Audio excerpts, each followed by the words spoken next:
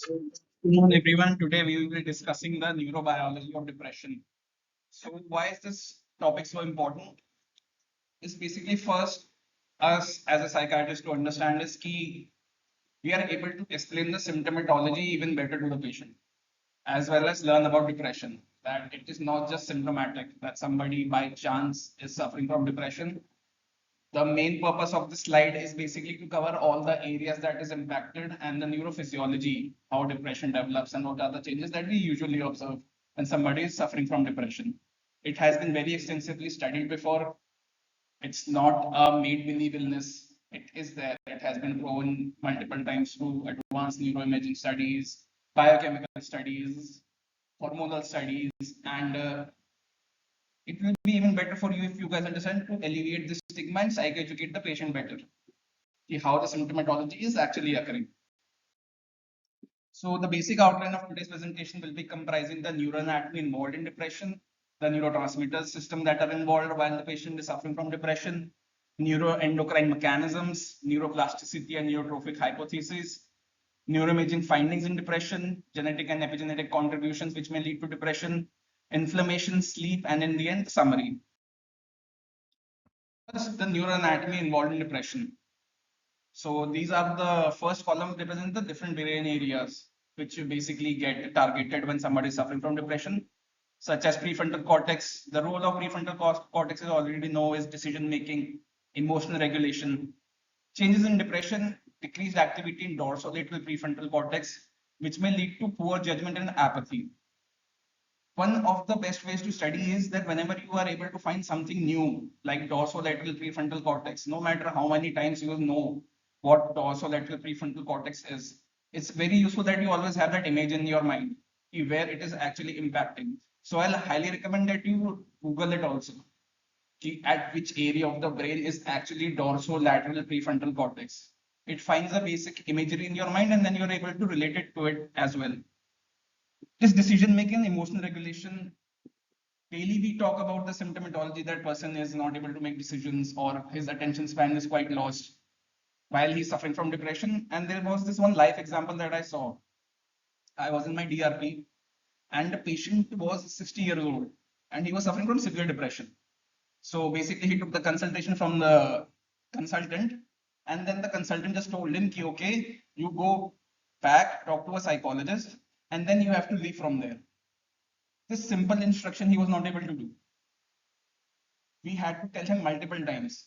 The staff was getting irritated by the patient. The consultant told the staff and me as well that he is so severely depressed that he won't be able to get this basic directions and function that we are guiding the patient. So it sometimes becomes frustrating for us as well that why is he asking us this thing again and again? The capacity to maintain attention, take those instructions and implementing it gets severely damaged when somebody is suffering from severe depression. Anterior cingulate cortex, emotion and attention is basically the role of anterior cingulate cortex. While changes in depression, we have observed this decreased volume and functioning linked to emotional plane. Then this amygdala, which is also considered as a fear center, there's increased activity, which leads to anxiety, negative emotion biases. Hippocampus, memory inhibition in HPA axis. The role of hippocampus is to maintain the neuroendocrine functions as well and the memory related to anything. That also gets severely impaired when somebody is suffering from depression. MRI changes have visually time and again has told that there's decrease in volume, which also leads to memory issues and stress regulation. Nucleus accumbens is a peanut-shaped gland, which is Nucleus accumbens is for the reward and pleasure pathway. Decreased dopaminergic activity. Even if you counsel the patient multiple times suffering from depression, that peculiar symptom loss of interest in previously pleasurable activities, you ask the patient to do it again and again, but still he doesn't derive that pleasure, even if he's doing it again and again. So depression is the cause of it. It's not as if he's not doing his pleasurable work. That's why he's getting these symptoms. He's not getting that high that he used to previously get from it. So this is the basic neuroanatomy comprising of cerebellum, the hippocampus, the amygdala, pituitary gland, prefrontal cortex, and hypothalamus. Again, imagery is very important for you guys, for anybody. If you want to understand a certain topic, the first image that should click in your mind regarding most of the emotional problems, or we as psychiatrists studying prefrontal cortices, motor functions, limbic system, basic anatomy is a must for us. This is the basic abbreviations that we are currently using for this specific diagram. In the next slide, I'll tell you how these specific anatomical areas get affected due to depression. So PFC is prefrontal cortex. PF is basal forebrain, involved in Broca's area, involved in emotional regulation. The striatum in movement disorders. Nucleus accumbens, the reward pathway. Thalamus, the coordination of sensory motor areas. Hypothalamus, amygdala, hippocampus, brain stem neurotransmitter centers, spinal cord, and cerebellum. So now this image represents that every specific area, how it gets impacted due to depression. Like there's psychomotor fatigue due to pathway involved striatum, pleasure interest or fatigue, again nucleus accumbens is involved over there. Psychomotor fatigue, concentration, again prefrontal cortex is involved over there. Guilt, suicidality, worthlessness, mood disorders, amygdala gets involved over there. Hypothalamus, how it's in such a close proximity and may lead to other neuroendocrine disabilities, is basically basically a summary of how every organ is so vastly studied, organ, gland, or anatomical area, how it impacts somebody who's suffering from depression. Now that neurotransmitters involved, we are done with the neuroanatomy, and then now we talk about the neurotransmitter system. First comes the monopene hypothesis. Classical theory says depression is due to low levels of serotonin, norepinephrine, and dopamine. Function of serotonin is mood, sleep, appetite, cognition. In depression, when serotonin levels have been shown again and again to be low, the mood, there's decreased mood, increased irritability, and poor sleep. Norepinephrine helps in alertness, energy, focus, again for attention. You don't feel fatigued all day. Norepinephrine plays a very important role. Decrease in norepinephrine may lead to decreased motivation and easy fatigue. Dopamine is involved in the pleasure reward pathway. Anhedonia, no pleasure, low drive, depression, again impacting various neurotransmitters which lead to the symptomatology that we usually encounter in our OPDs. Now, neuropeptides and depression. Neuropeptides are a bit different from neurotransmitters. Basically, these are a cluster of amino acids which are linked to proteins. Their function is similar to neurotransmitters, but yeah, structurally and chemically, they are a bit different. They are more related towards the endocrinological side as compared to neurotransmitters. So first is corticotropin releasing factor. This blunted ACTH response to CRH, as due to increased cortisol levels, there's increased amount of cortisol. So even if you try to stimulate CRF, there's no point of stimulating because there's already a lot of cortisol inside the brain. There's decreased activity for it.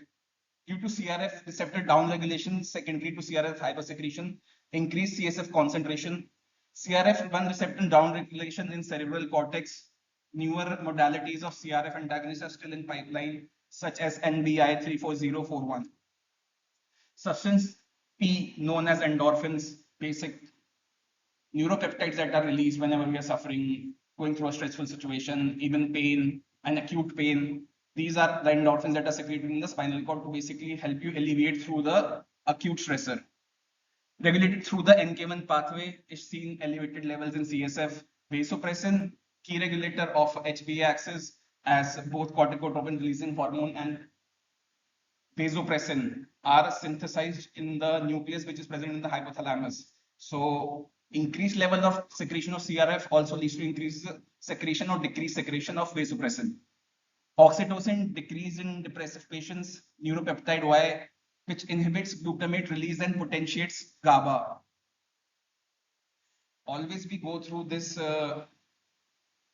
attention and schizophrenic patient. Okay, patients are having negative symptoms because of decreased glutamate.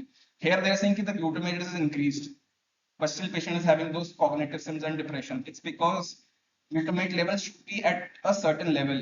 Even if they are at a high level, they'll call excitotoxicity to the neurons, which may lead to depletion. And decreased amount of glutamate also leads to the specific psychopathologies, more importantly, the cognitive basis and neuroplasticity of the brain. So this is a normal pathway in which if somebody is not suffering from depression, there is an equal amount of neurotransmitter released and equal amount of receptors that are available. when somebody is suffering from depression, the neurotransmitters, when it goes low, the brain tries to compensate for it by upregulating the receptors. So, and this is the basic pathology that which lies in patients suffering from depression. This is a drug response curve. So if you look at left from the red line, it is how somebody is suffering from something. So the first is receptor sensitivity. There's increased receptor sensitivity due to depression. Amount of norepinephrine is quite low. Patient is depressed, and as soon as you start the medications, it starts coming back to normal levels. There's down regulation of the receptor sensitivity. उत्ते आप upregulate नहीं होता क्योंकि you're supplementing it from external exogenous sources. Your basic norepinephrine stores also get replenished, and there's clinical improvement in the symptomatology of depression. Monoamine signaling increases BDNF release, which modifies monoamine innervation. This is basically the answer key, that simple answer for the psychoeducation that we usually do for the patient. हमारी दवाई को असर आने में 2 हफ्ते लगेंगे. This is the mechanism which is involved. To act intracellularly, going through the different cascades of pathway, working at that nuclear or protein level takes some time to act. So basically monoamine could be anything, dopamine, norepinephrine, serotonin acts on the G-coupled receptor, which further leads to CA, KMB release. Then there's CREB protein, which causes neurogenesis, which leads to synaptogenesis, neuroplasticity, cell survival, and neurogenesis. So these are the basic mechanism which is involved for the drugs that takes so long to develop. Other neurotransmitters, glutamate and GABA. Glutamate is known to be excitatory. Too much of it causes excitotoxicity, which leads to brain damage. GABA inhibitory, too little in amygdala, overfiring of amygdala leads to anxiety, poor stress control. Modern treatments like ketamine work by modulating glutamate pathways, not serotonin. Again, modulation is to keep the receptors and neurotransmitter at an equilibrium level. Modulation.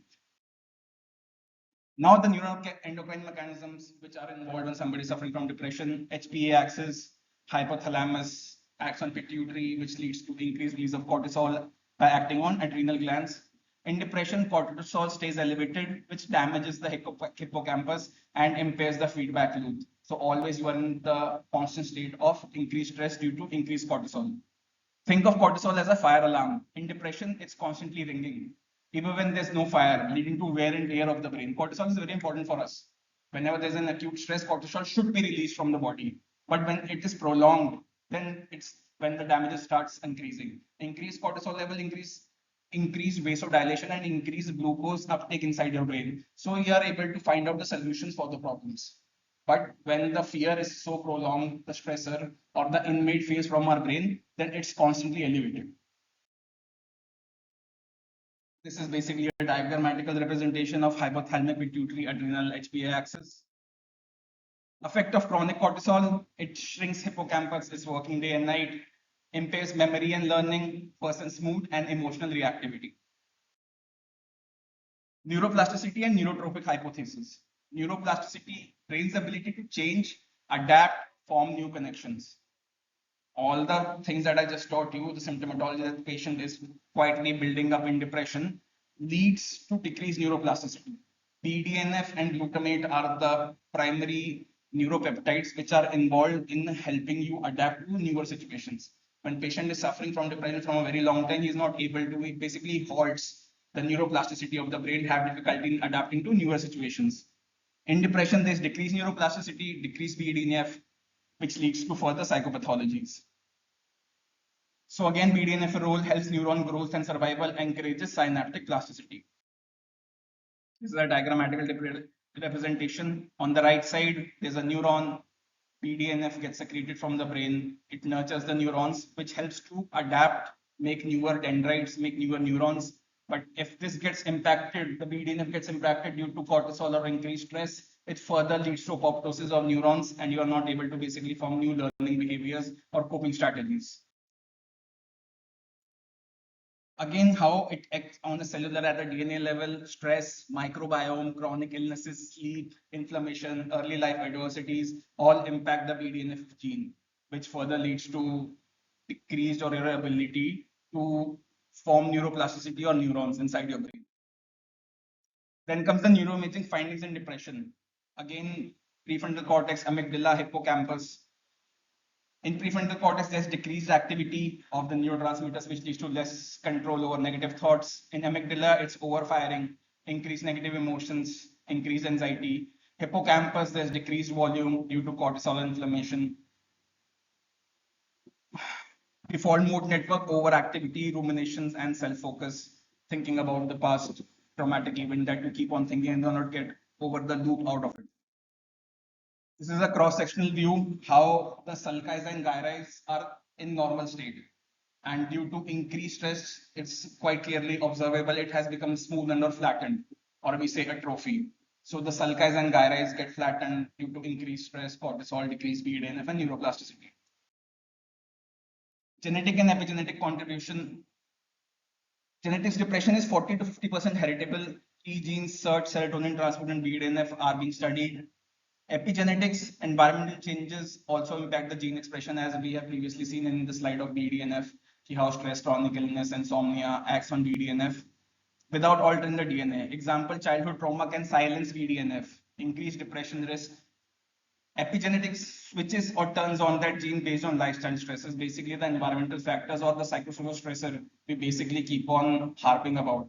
It's somebody is already predisposed to a previous trauma and stress comes in front of them, and then this unfolding and unraveling of all this symptomatology. Epigenetics is the main cause. Inflammatory and immune mechanisms. Depressed people often have increased cytokines, IL-6, TNF alpha, CRP levels. So inflammation is constantly going on. It's not just that they're suffering from an infection. Your internal drive is low, you are depressed, increased cortisol. Continuously, you are at an active mode, which leads to this release of acute phase inflammatory reactions. How inflammation affects mood? There's decreased serotonin synthesis, which activates the HPA axis, releads to more cortisol, causes sickness behavior, fatigue, and sadness. Anti-inflammatory agents such as omega-3, aspirin, statins may help as an add-on therapy in treatment-resistant depression. Treatment-resistant depression, basically you have tried adequate amount of treatment with 2 antidepressants and you are not able to see a good improvement cycle. You can think of adding omega-3, aspirin, statins, vitamin D, thyroxine, and so forth. So the cycle loop, inflammation leads to oxidative stress leads to respiratory dysregulation, neurotrophic dysregulation, epigenetic changes, vulnerability of relapse, damage to the synapse and neurons. So basically what I told you before, there was some stress back in their life, and then the reasons which may lead to flare up of the disease again and again, which lead to structural brain abnormalities, causes cognitive decline, functional brain abnormalities, vulnerability to relapse and treatment resistance. This is a diagrammatic representation of a blood-brain barrier, how normally from the right of the red demarcation, there are resting microglia. So you start this image from top right. There's early life childhood adversity, there's normal brain functioning, and in the blood there's chronic mental illness and obesity, which all are the triggering factors. It crosses the blood-brain barriers, reaches the brain, and starts damaging the neuronal health. Damages apoptosis, damaging synaptic and neuronal damage, all BDNF, glutamate again, apoptosis of the cell microglia, activation, constant activation of the acute phase reactant leads to inflammation in the brain neurons. Sleep and circadian rhythm dysregulation. Depression disrupts biological clock. Decreased sleep, slow wave sleep or NREM3 sleep, REM latency, enter REM sleep too early, which leads to multiple times waking up, increased nighttime awakening, common sleep changes, early morning awakening, daytime fatigue, melatonin dysfunction, and light exposure can worsen the symptoms. Bright light therapy. So 10,000 lux is the amount of light that we are supposed to give to basically if we are trying to change the circadian rhythm or if we think that the circadian rhythm might be hampered. So circadian rhythm, we are all quite aware that it's regarding the sleep-wake cycle, but it's not just that. It comprises of three components, your body temperature as well. How's your body temperature going on? At what time are you waking up or going back to sleep? So if you follow the green line, it shows the healthy control, and on the x-axis is the timeline. Normally, in depression causes phase delay in circadian rhythm or sleep wake cycle. You are basically the melatonin level is quite in healthy control from 7 a.m. to 11 p.m. That's the basically the timeline at which how the normal regulation cycles happens at what time do you feel drowsy or not. But in depressive patients, when there's the active amount of sleep, like from 11 p.m. to 7 a.m. or these factors, these are the delays that somebody observes in patient who's suffering from depression. Physiological measurements of circadian rhythms are altered in depression, like body temperature, cortisol length, and melatonin. So if you follow again the green path, सबसे bottom पे है melatonin. Midnight weight is the highest, but somebody suffering from circadian rhythm abnormalities, you can see that melatonin level is quite low. Same goes with cortisol. In the night time, it's supposed to be regulated, but it gets disturbed. In body temperatures as well, as soon as night comes by, your body temperature starts falling down, which makes an appropriate environment for you to fall asleep. But if the patient is suffering from depression, this graph says that the temperature is quite high while you are falling asleep, which makes it even more difficult for you to go back to sleep. In summary, depression involves a complex interplay of neuroanatomical changes, neurotransmitters, HPA axis, neuroplasticity, genetic predisposition, inflammation, and sleep rhythm disturbances. Modern treatments target not only monoamines, but also glutamate pathways, neurotropic factors, and inflammation. A holistic understanding of neurobiology aids in personalized treatment, improved outcomes, and innovation in antidepressant therapies. These are my references.